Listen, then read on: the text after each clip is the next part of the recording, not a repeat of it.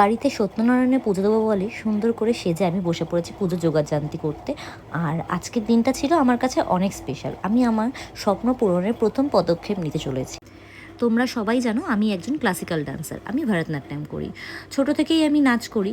আর আমি এবং আমার পরিবার সবারই স্বপ্ন ছিল আমি যেন আমার এই প্রতিভাটাকে কাজে লাগাতে পারি। তাই জন্য আমি ভাবলাম আমার এই প্রতিভাটাকে আমি যতটুকু শিখেছি মন থেকে যেন আমি ছোট ছোট বাচ্চাদেরও শেখানো শুরু করি।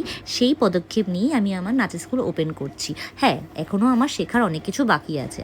শেখার কিন্তু কোনো শেষ হয় না, সেটা পড়াশোনাই হোক বা নাচ গান যাই হোক না কেন। তাই জন্য আমি এখনও নিজেও শিখছি এবং বাচ্চাদেরও শেখানো শুরু করছি। নতুন স্কুল ওপেন করছি, তাই জন্য এই নাচের স্কুলের পুজোটা দেওয়া। হ্যাঁ, তাই জন্যই আমি নটরাজটাও রেখেছি আমার সত্যনারায়ণ ঠাকুরের সাথে। বড়দের আশীর্বাদ ছাড়া, মহাদেবের আশীর্বাদ ছাড়া আর আমার নিত্য গুরুর আশীর্বাদ ছাড়া আমি কখনোই আমার এই স্বপ্নটাকে এগিয়ে নিয়ে যেতে পারবো না।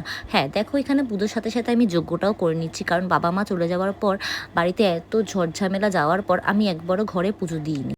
তাই পুজোর সাথে সাথে একটু যজ্ঞটাও করিয়ে নিলাম।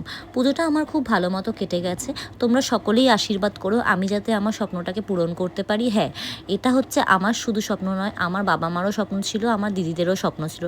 তার সাথে সাথে যেন আমি আমার গুরুর মানও রাখতে পারি, গুরুর সম্মানটাও বজায় রাখতে পারি।